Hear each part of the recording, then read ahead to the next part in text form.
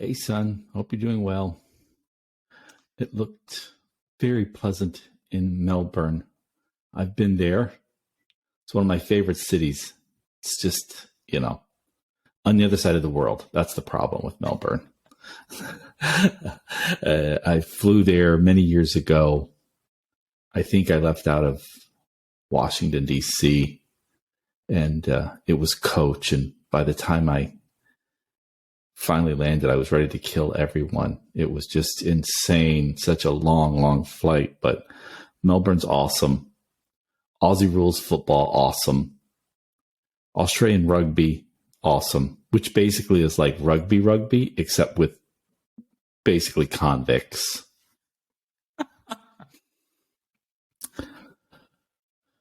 All right, I think we're ready. Are you ready, son? Yeah, I'm ready.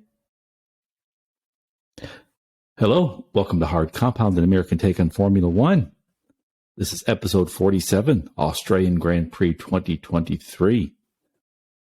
We have a content-rich episode for you. It was an interesting race, a potentially historic race.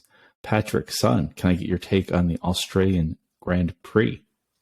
Yeah, I mean, it kind of was chaos down under. The most red flags, I suppose, of any single race in the history of Formula One. So that's pretty crazy. And, right from the start, it was pretty chaotic. A few drivers getting taken out on that first lap, and then all the way down at the end of the race, even more drivers, including teammates, taking each other out. So, just lots of craziness, lots of fun, plenty of sort of surprises. I think really good drives from certain teams and drivers, and some unfortunate errors or mechanical issues, things like that for other drivers. So lots of fun though. This was an odd one where a lot of the fans, in particular Mercedes fans and Ferrari fans especially, are sort of angry at the stewards because decisions made by the stewards had a significant impact on somewhat of a significant impact on the actual race results and a potentially significant impact on the standings in the constructors. To be fair, however, I think the stewards got it all right, and they usually do, in my opinion. Everybody loves to rail on the stewards. They almost always get it right, I think, especially given the circumstances. This was another Max Verstappen victory. Lewis Hamilton got on the podium. This is another year with Hamilton on the podium. We got to see Alonso again. He's having the time of his life. Heartbreak for Ferrari once more. But I think, as you mentioned, the red flags, and that meant a lot of decisions made by the stewards. But I think they got it right. Everyone, for all the Ferrari fans, are saying, well, it's not fair Sainz is getting a penalty because they essentially, when he crashed into Alonso, it was before they had completed a sector, I believe. And so they had everyone sort of restart from their proper order. And so they're saying, well, you can't have everyone restart from their prior order and still give him a penalty. But I'm like, you absolutely can and should. You cannot allow a driver to cause chaos, especially when it's that driver's fault, and then say, oh, never mind, though, we're going to have a do-over. But that do-over and the penalty on Sainz meant that instead of coming in 11th, I believe, and maybe even not finishing, Alonso would have come in 11th. Stroll maybe wouldn't have finished or come in near the end. They came in and got lots of points. Sainz fell back, I believe. Did he fall out of the points? Correct. I just finished rewatching it. Yep. Mm-hmm. Because of the penalty. So it was a lot of craziness, but I think the stewards got it right in a great, fun atmosphere. Melbourne's a great city. The Aussie fans just came out, loved the race. So I really thought, like, overall. This was a fun race. Some of the unusual stuff. I mean, when was the last time you can remember a Mercedes DNF basically for reliability issues, for power unit issues? You know, I mean, this was craziness, or Sainz crashing into Alonso just essentially during the start of a restart because of a late red flag, of Kevin Magnussen sort of taking it into the wall and losing his tire. You just sort of never see these things. It was pretty crazy. Haas was enraged because the restart where they went back and said, no, hold on. Verstappen is in first, Hamilton second, then Alonso. Let's sort of recreate that order. That screwed Hulkenberg from coming in fourth. Some people say he could have got third. I think that's extraordinarily unlikely. I know everybody wants Hulk to get a podium one of these days, but so, it was fun. It was chaotic. And I think despite all the bluster from a lot of hardcore Mercedes fans or Ferrari fans, the stewards got all the decisions right. Even the one where I believe they called a late red flag following, what was it, Albon's crash, where he got a lot of gravel on there. But I mean, there was some debris and gravel all over. I still think they got that one right too. Yeah, I mean, I think everything that you said was, I was of the same opinion. There's always going to be winners and losers under a red flag. It's just sort of the nature of, bringing a race to a stop, and in the middle of it, people have made decisions based on how the race is currently going. And then, 2 laps later, something happens and the race stops, and it's, that can be challenging. It totally messed with George Russell's race to that point, up until that first, red flag. Ultimately, it didn't really matter for him.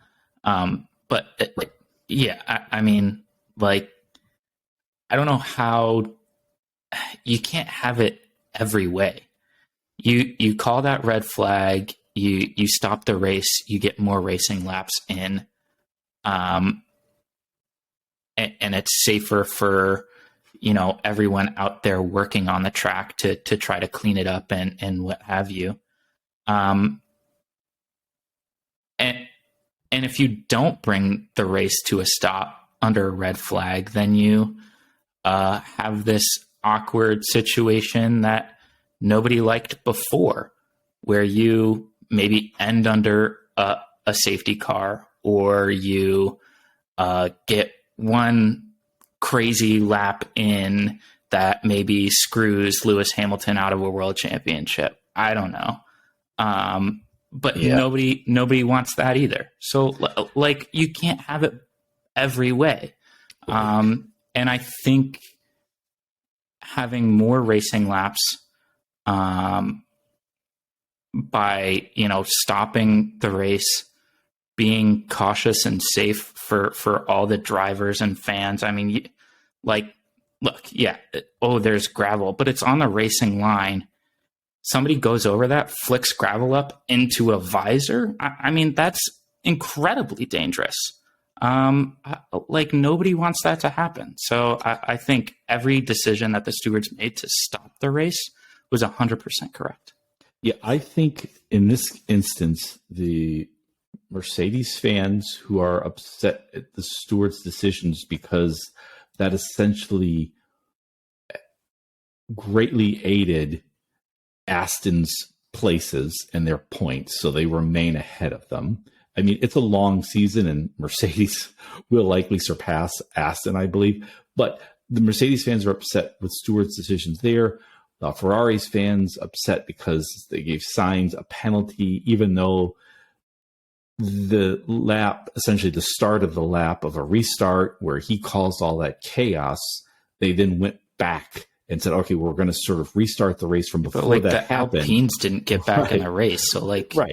It's not a redo. It's just right. I just think the fans who are upset with the stewards got it wrong on both instances. I think in this instance, the stewards made every right call, but I also think there's this sort of built-in view from the complaining fan that the stewards are making decisions that are there to enhance the entertainment value rather than like on a pure sporting regulation value.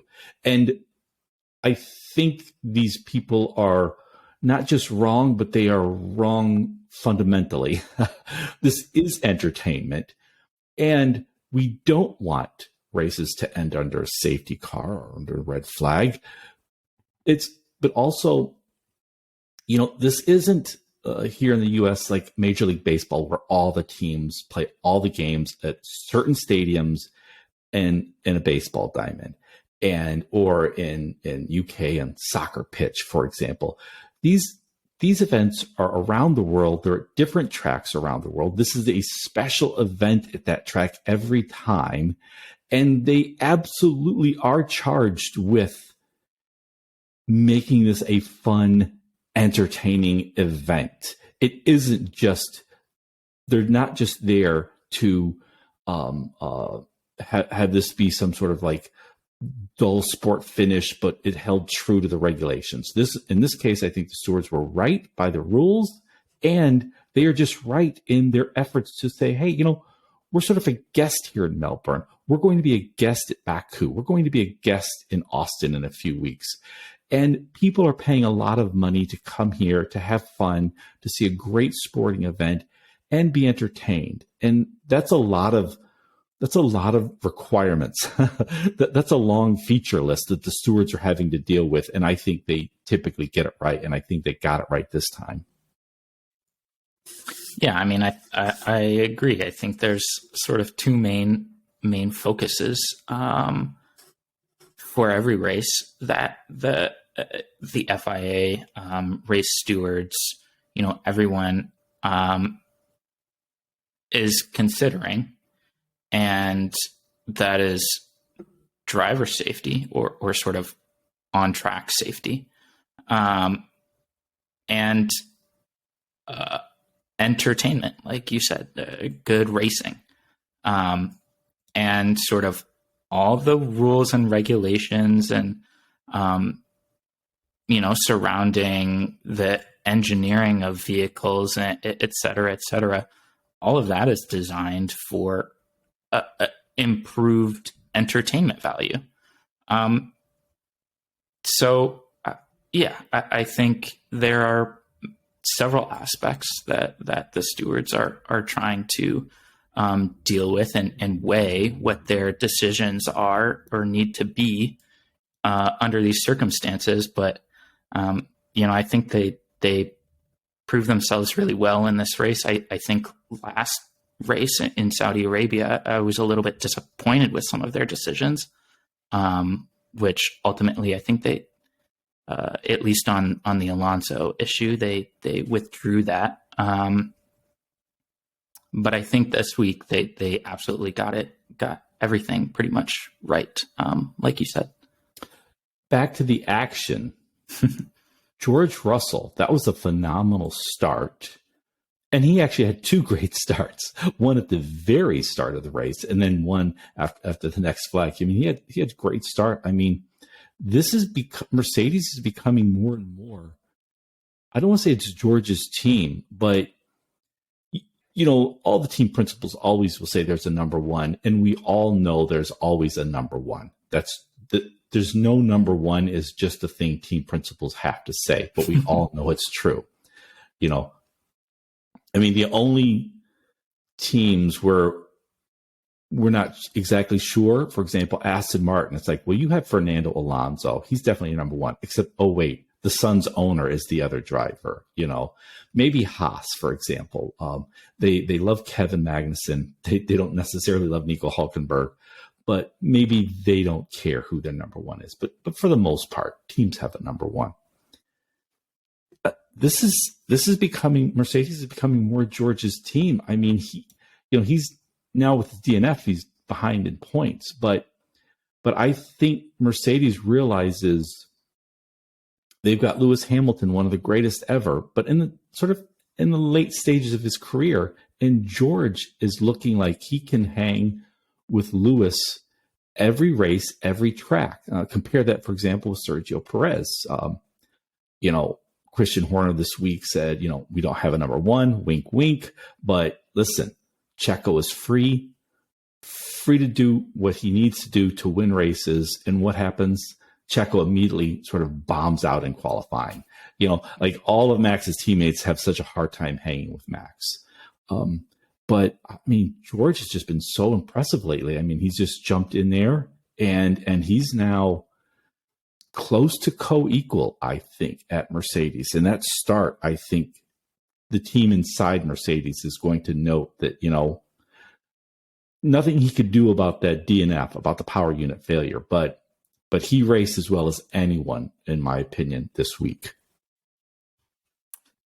Yeah, I mean, George Russell, I think everyone, when he was at Williams, sort of knew he was destined to be a Mercedes driver and a very good Mercedes driver at that. And I think he pushes Hamilton a lot more than, Bottas ever did. Hamilton and Russell seem sort of like when Hamilton and Rosberg were teammates. If they had the best car, they would be the two scrapping it out every week, and likely crashing into each other a few times. And I think, Russell had a great qualifying. I think Hamilton had a great qualifying too, just behind Russell. And both of them had a really good start. I think Verstappen was really just being overly cautious during those starts. He didn't, he knows George likes to torpedo, so he just sort of stayed out of his way, I think, completely knowing that he was going to beat him by 30 seconds anyways. And he proved that when he went by Hamilton as well later on in the race. So I think he had no issues sort of conceding that place. But sort of nonetheless, Russell did brilliantly off the line, had a really solid qualifying, obviously. And, I think he's on track to take over the number one sort of spot at Mercedes when Hamilton decides to leave. Yep. I think so as well. And speaking of great young British drivers, Lando Norris, McLaren finally in the points. Great race from him. I think it was that pass. He had a battle with Hulkenberg that was real fun. Oscar Piastri, his first ever points. He's from nearby Melbourne, so that was great to see. It was fun to see the McLarens get a lot of points as well. Beyond sort of the chaos of the crashes and restarts. I mean, there were some good battles there. There was some fun action, I thought. I do think also Max was holding back a bit. I think, I agree with you. He sort of thinks, hey, this car right now is better. And so I don't have to be as overly aggressive. I don't have to go for it at every turn. If Russell beats me off the line, then I'll catch him later. So that was fun. Why don't you sort of give me your top 5 of the day? Sure. I mean, I think you sort of mentioned almost all of them. But to start with, I had, sort of a toss-up between my top 2. I had Nico Hulkenberg as my driver of the day. Wow. In a bad Haas, well, a middling Haas at best. He had an awesome qualifying. I know we just talked about like Russell's qualifying, but I think Hülkenberg may have had the best qualifying of any driver. And then sort of backed it up in the race. He hung around up there near the top for a lot of the race, and he wasn't easy to pass. Norris sort of was finally able to get around him, but he battled with him for a long time, and if not for some of those red flags and restarts, he could have been up a little higher in the points, I think. And then, number 2, I do have Lando Norris. I think similarly to Hülkenberg, had an awesome qualifying in a very middling McLaren, and then a great race overall. Some really good battles. He held off Perez in a much, much, much faster Red Bull for like 10 to 15 laps, which I don't know what the fuck Sergio Perez was doing. He took a sweet time there. I still don't know how he was voted by fans driver of the day. Sergio. Unreal that was a decision that was made by fans. Yeah. It's crazy to me. Yeah. But yeah, Norris, great job. I personally believe he's the best British driver on the grid. Hot take, but that's just me. Then I have the other McLaren driver, Oscar Piastri, first points in Formula One. In that McLaren, only his third race in. He did get helped out a bit by some of those red flags and restarts, but ultimately a really solid performance from him. Fourth, I have Max. I think 2 seasons ago, he would have been really aggressive into that first corner, and I think he and George would have collided. He held back knowing he had a better car, knowing that he would be able to make that up. There's 58 laps in this race. He'll get past George at some point. And he did, and then, sort of took off once he passed Hamilton, pulled out a really nice gap, enough so that when he finally did make a mistake, he was sort of lackadaisical, it seemed like, near the end of the race. Made a big old mistake, went off, lost about 4 or 5, maybe 6 seconds of time to Hamilton, but, was still upwards of like 8 seconds ahead of him. So, overall, a solid performance from him, just sort of showing the maturity that he has as a 2-time world champion. And then finally, just because I wanted to, I have Alonso as my 5th top driver. Nice. I think there were a lot of guys that had strong performances, but Alonso, fended off any challenge and really tried to put the heat on what seemed like a faster Mercedes with Lewis Hamilton at the wheel. But ending up with a podium was great to see again from Fernando. Yeah, I almost don't want to do a top 5 because my top 4 has a theme. It's British, and this is the first time. I mean, for me, George Russell. Too bad he had the engine failure, because that was a great race, great weekend. Everything looked good. I just thought he was just the best driver this week. Next, Lando. I don't know yet if he's the best British driver, but I think you can make that claim. I think there's enough evidence to say you can make the claim of current best British drivers. Next, I'm going to say British Albon. I thought he had great qualifying, great race.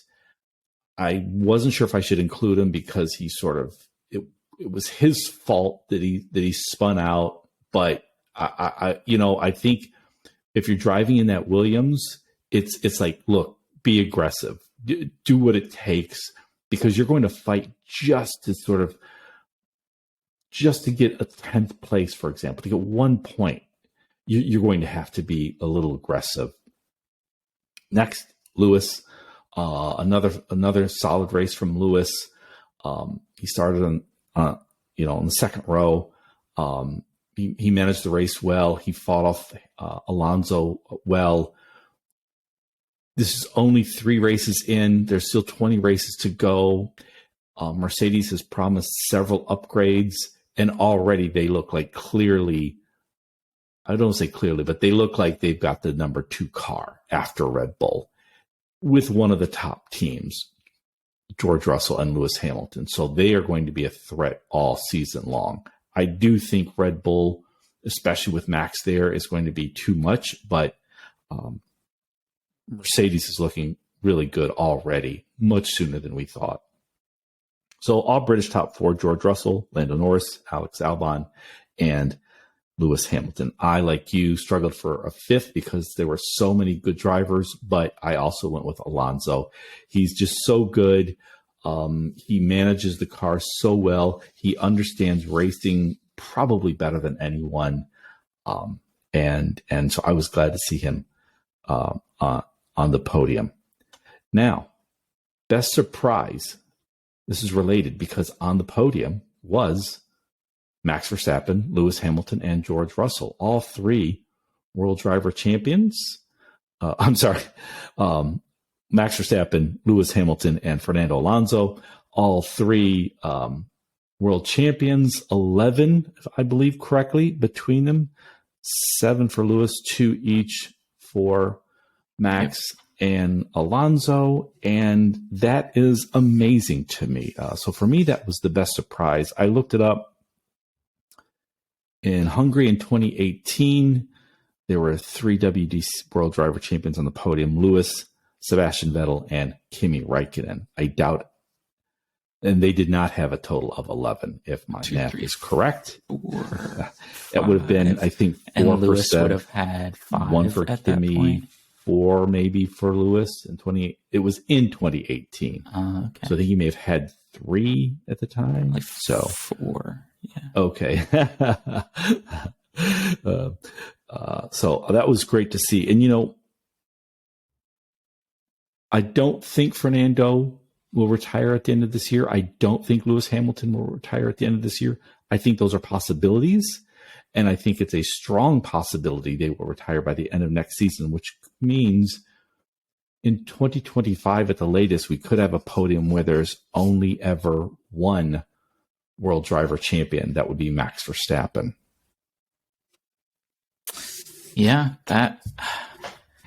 we'll see how that goes. I mean, it'll be really, really crazy, I think, if there's only 1 driver on the grid that has any World Driver Championships. But who knows? Alonso is getting more and more like Keith Richards. You're just like, he's going to somehow, or Mick Jagger, he's going to put out a hit somehow 20 years after everyone assumed would be the very last date he would retire. So you never know. Alonso, he could be still racing in 2030. I don't know at this point. It's kind of, funny. But yeah, we'll see. Did you have a surprise, son? I mean, I think my best surprise for this weekend was really just the Haas and McLaren getting really good points from their drivers. They actually showed some pace, which was kind of fun in qualifying and in the race. And then they were sort of able to actually back that up with some good points, both of those teams. So I think that was really fun to see. Yep. Now, biggest disappointment. For me, biggest disappointment in this race is just the sheer misery at Ferrari. Leclerc you know, DNF. Looked it up after the third race last year. He won in Australia. He had 71 points. This year he has 6. Sainz had a solid car, a solid race. He caused that chaos near the end, which I think he rightfully deserved to be punished for it. But I mean, nothing. They come away essentially with nothing this week, but frustration. And Ferrari is just in a car you thought might be second fastest, and you thought, well, maybe Aston is better than them. And already by the third race, it's like, well, Mercedes is definitely better than them, and maybe Aston will retain their edge. I mean, Ferrari in fourth. I just don't get this. They should be doing far better. And so for me, I know Ferrari fans love to complain and love to think of the worst, but to me, this is the worst it's been in maybe a decade. I mean, a team of Carlos Sainz and Charles Leclerc, second year of these new regulations, that car to have just almost no points. I forget how few they have, but it's a little embarrassing. I mean, to me, that's the biggest disappointment. It's a long season. We're only 3 races in, but they have 26 points. Mercedes in third has 56. This is, that's just no good. Yeah. Yeah, it's pretty rough. That was more or less my biggest disappointment of the weekend too. I mean, Leclerc didn't even get a chance to race at all. After sort of getting tagged by, I think it was Ocon, and going off into the gravel. So that was disappointing to see from that end. And then Sainz just, I don't know. It was kind of weird what he did. And yeah, deservedly got a penalty. And I think that the stewards were almost even trying to be sort of kind to him, only giving him a 5-second penalty, because frankly, it probably should be more for causing all of that. Not that it really mattered at all. He pulled a Grosjean there. But that was rough. I mean, I think just sort of going along with that, though, there were a few other disappointments. I think really one of the biggest ones was the Alpines. I know Gasly sort of got caught out there with the whole Sainz ordeal, and then came back on track and just, I don't know, didn't see his teammate and ran straight into him, and they both went headfirst into the wall. But that they had a great race. They were going to get some really, really good points for that Alpine team, and I mean, that was just really disappointing right there at the end to end up in the wall and not be able to restart. Right? If they were capable of making it around the track, they would have gotten points, right? Because they sort of went back and reordered the drivers. So really, really tough to see that. It was. I mean, I guess the positive is Gasly, who looked a little bit like he was struggling there with his new team Alpine, looked good all weekend until that moment. And Alpine looked pretty good. So, I think right now we're looking at Red Bull, Mercedes, Aston, if they can right this ship this year, Ferrari.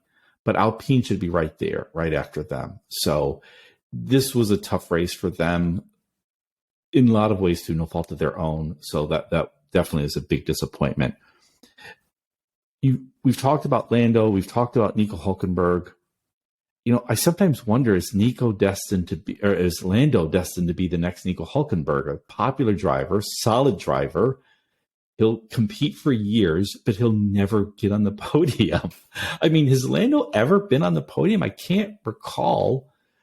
I mean, he's young and he's so. actually been racing for several years now, but I'm like, I don't think he's ever made it on the podium. And so, I was just wondering because finally, after all these years, Hulkenberg got close. He could sniff a podium, but it wasn't to be. And I was wondering if Lando is destined to be this young generation's Nico Hulkenberg. Yeah, so seems like. I mean, it seems like with McLaren, he's been around for so many years. He has to. Okay. He has to have been on the podium. But I'm just on the podium like 6 times, I think. Okay, because I'm like, oh my God, poor Lando. He's never going to make it up there. Yeah, no, I think I get your point, but I think Lando is a better driver than Nico Hulkenberg is. And 2, I think he's actually with a team that has the resources and capabilities of putting together a very, very good car. Obviously, they really haven't the last few seasons, but they could, and frankly should. And Hulkenberg, has spent most of his career in really middling teams that were supposed to be there. Yeah, I mean, I was being only partly facetious, but it's like, this is a young guy, a talented guy. He's already put years in, and he just seems like he's in this car that you think, well, at some point things are going to work out for him, but it rarely does. But we keep hearing, Zach Brown, the who manages McLaren, he got another sponsor. They've got more money, or they're hiring some more great engineers, aero guys, technical people. The car is just going to get better and better and better. But it's like, well, okay. Another race, another year, show me what you've got. But this race, to be fair, McLaren, they got in the points, both of them, and they looked good. I wanted to ask you, who do you think who or what belongs on the virtual podium there alongside Max, Lewis, and Fernando? I think there were some fun things this week and some deserving things to be on the virtual podium. My pick for this week's virtual podium is Crofty. He sort of does the play-by-play announcing for F1 races on Sky Sports. And, with the nature of the way the race ended, there were lots of people who brought up 2021 Abu Dhabi, and were basically like hating on Michael Masi again. And he was actually at the race, the first race he's been to since then. Right, the former race director.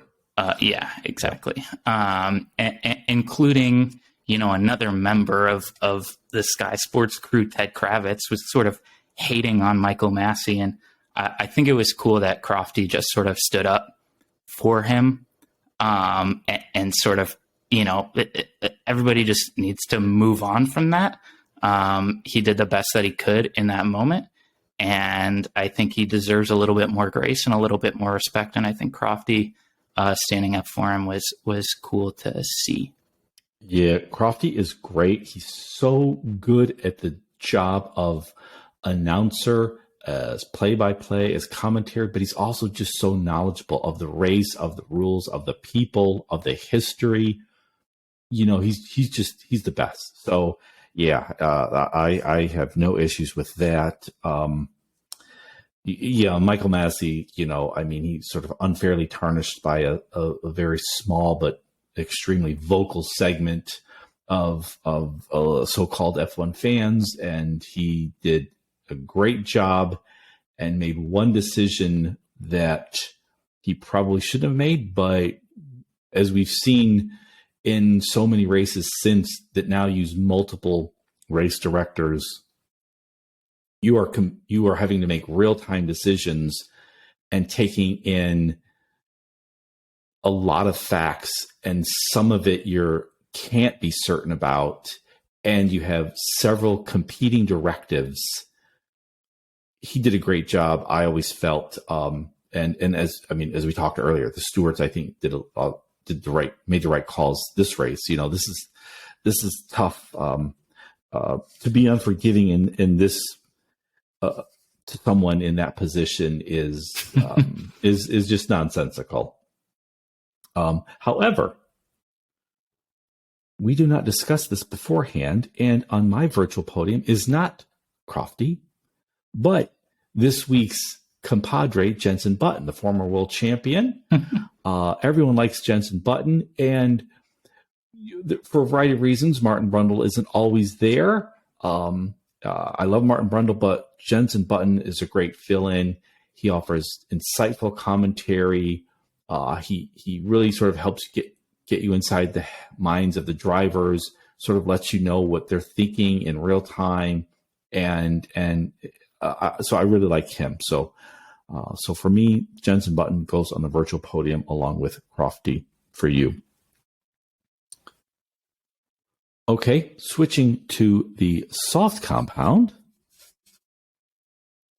Here in the U.S., we are in, even though it's April, peak March Madness, which is the college basketball tournament. There's a men's and women's. The women's has just ended. The men's, I think, ends in, tomorrow. But for about a month, everyone goes basketball crazy here in the U.S., and it's just so much fun to watch. There are a lot of teams. For those outside the U.S., they're all university, college basketball teams. There's approximately 64, and they're broken up into 4 regions. So number 1 plays number 16, number 2 plays number 15, number 3 plays number 14, and you keep whittling it down until you have a champion. And one game, and you lose it, and you're out. And so it makes for a lot of excitement and a lot of upsets. And I was wondering if there was any way of doing something like this for Formula One, Patrick. I've been, talking about my seniors tour or champions tour where we bring, Sebastian Vettel back and Alonso and Lewis and maybe Juan Pablo Montoya and some drivers who are in NASCAR or who are in Indy. And then I think it was about a week ago, I saw a NASCAR race and Jenson Button was there and Kimi Räikkönen was there. That was fun. I was like, we've got to figure out how to make this happen, like a March Madness. Or here's another thought. As I said, when I was giving my top 5 drivers for this week, top 4 were all Brits. Maybe something like the World Baseball Classic, which just ended, which Japan defeated the U.S. Maybe something like that, like a British team. Let's say you have Lewis, Lando, George, Spanish team, Fernando and Carlos. You have the French team, American team, and we just have kind of a round robin until we get to the winners. I would love that. That was a long rant, Patrick, but what do you think of those ideas? I think those would be a lot of fun, but logistical nightmares, as if F1 already isn't a logistical nightmare. Right. But I would watch. I think that would be a lot of fun. I think, let's put, four world regions.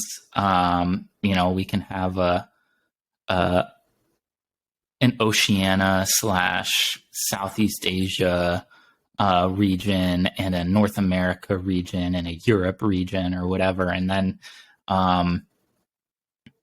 we could have just drivers do a quali lap, 1 lap. That's it. Whoever's faster, they move on. And have, however many drivers you want, the entire grid right now, plus, bring Rosberg back, Jenson back, Kimi back, Vettel, all these guys. I think that would be a lot of fun. I mean, last year in Austin, they had Mario Andretti drive a car, right? Like, get him out there and whip a car around, put him on a quali lap, and see if he can, beat a current driver. I think that would be fun to watch. That would be. I mean, we love F1, obviously, but it's changed just over the last few years, certainly over my lifetime. It's now, there's so much more money, so much more visibility. It's more global. It's, I think, much more professionalized. That's why we're seeing these young drivers who are great in karting and in sims. We're seeing Oscar Piastri come in early, Lando Norris young, Max Verstappen starts very young. They all have trainers. They all practice incessantly with in the sims. But I wonder if there's some other way, and that's great. I love the mass appeal, the professionalization of it. All major sports have gone through this. The NFL, English Premier League, but I also wonder if there's some sort of way of having these sort of, I don't know what carnival events, but just sort of ways of the smaller guy somehow getting through. I saw, for example, that probably a private equity firm is buying WWE, World Wrestling Federation, I still call it, and they'll sort of link them up with the UFC, which is the MMA powerhouse, and they'll own them. And there's just so much money into these sports, and but I'm old enough to remember when there was sort of no WWE, that there was all these wrestlers that you would catch on late night TV in the Detroit area.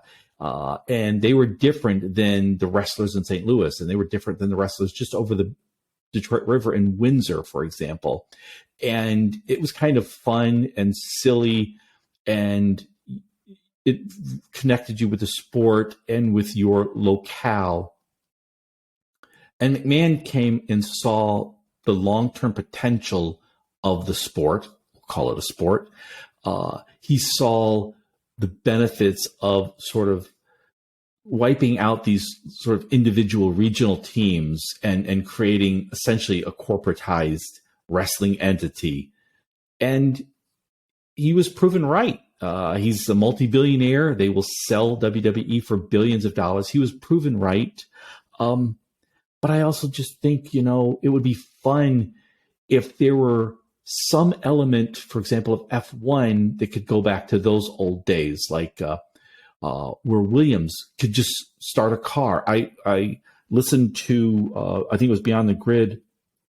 They had Australian Pat Stoddart, who used to run Minardi.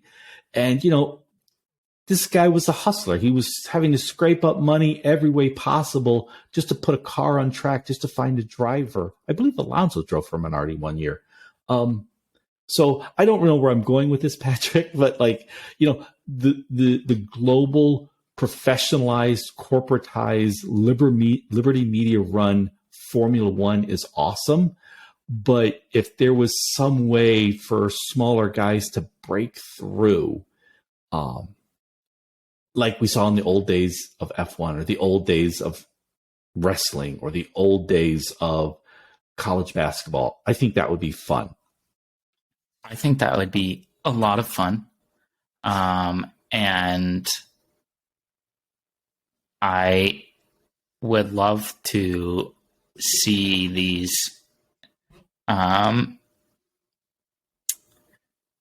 sort of smaller teams work their way into the sport. I think, unfortunately, now it takes an incredible amount of money just to get into the sport. But I also think that with the rise of sort of sports betting around the world, the regulations around these sports are just so I don't know. They're so like strict, it seems like, because, you know, fairness for those betting organizations is everything. So it's just hard to kind of squirm your way through and grind and work your way up into these sports in a way that, like, you know, doesn't cast doubt on you. And so I think that just makes everything more difficult as well.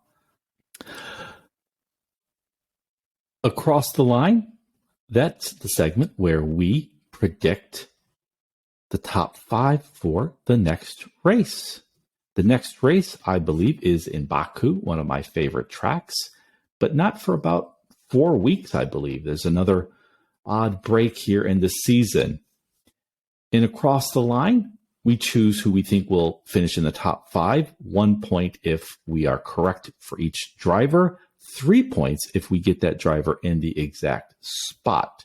Patrick, what are the standings to date for Across the Line? Yes, this week you outscored me 9-7. So that puts you on 14 points to my 10. Ooh, okay, nice. Well, I believe I unilaterally made the rule where we can choose any driver. So he doesn't have to, if you choose someone, he's still available to me.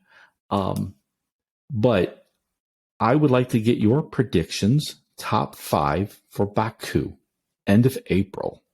All right, here goes. Naturally, P1, it's hard to take anybody else but Max at this junction. So I'm taking Max Verstappen, P1. Then, he's only got a total of 6 points this season, but I say he gets a podium in Baku, Charles Leclerc. He seems to like Baku, so I'll put him up there. Then we have Mercedes Lewis Hamilton, P3. And in 4th, another team, Fernando Alonso. So that's 4 different teams in my top 4. Nice. And then I think currently the best overall team is Mercedes. I'm going to take George Russell in 5th. Awesome. That's it. Okay, so who do you have? Max, Charles Leclerc, Lewis Hamilton, Fernando Alonso, and George Russell, correct? Yes. Awesome. I don't think Sergio Perez deserved driver of the day today, as he was so voted on by F1 fans. I found that one to be inexplicable, in fact. However, I think he realizes that there's a lot of pressure on him to sort of show that he belongs in that Red Bull. He's good at street tracks. I think he's going to do a great job in Baku. I have him finishing number 1 in Baku. Next, George Russell. He continues to drive well. I think you can make the case that 3 races in, nobody's driven as well as George Russell for the season. Next, I have Fernando Alonso. I think Fernando's going to set the world record by having the most 3rd places in 1 year. Well, he's got 3 so far. So I know. I think he might just get every single P3 every race. My 4th, Lewis Hamilton. That Mercedes is looking good. It's getting better every week. I think, we're going to see George and Lewis do well again. So Sergio Perez, George Russell, Fernando Alonso, Lewis Hamilton, and 5th, he's had such a run of bad luck, Charles Leclerc. So I, as part of my crazy prediction, I'm going to say in Baku, one crazy prediction is a Max Verstappen DNF. I do not have him. Yeah. I also think my other crazy prediction is we are going to start seeing there's this long gap now between races, and the people at Red Bull, Dr. Helmut Marko especially, love to talk to the media. They love to hear the sound of their voices, and they will not be able to help themselves. I think we're going to hear a lot of rumors. I think some of these rumors will be well-founded, however. The founder of Red Bull recently passed away. He loved racing. He loved F1. He was indulgent. I think corporate ownership will no longer be as indulgent.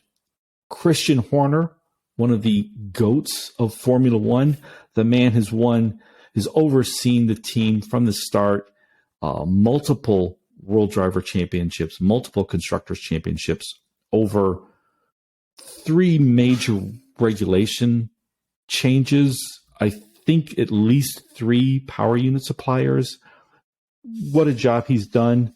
However, I think corporate Red Bull is going to start putting so much pressure on him and the team over how much they're spending, over how they should behave, how they should present themselves, that we will start hearing rumblings that he will be leaving Red Bull.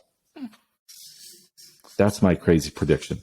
Christian Horner somewhat forced out of Red Bull.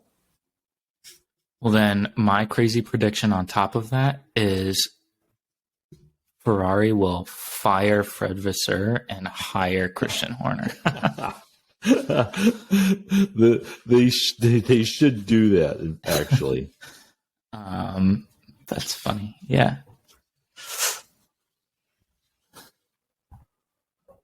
All right. I want to thank you all for listening to everybody's most beloved father and son F1 podcast. And we are Lights Out. See ya. Thanks for listening. That was a good show, son. I woke up in the middle of the night, not to watch the show, but because I'm an old man, and that's what we do. We wake up in the middle of the night, and it just so happens that this is one of the nights where there was a Formula One taking place. So sometimes it's good to be an old man.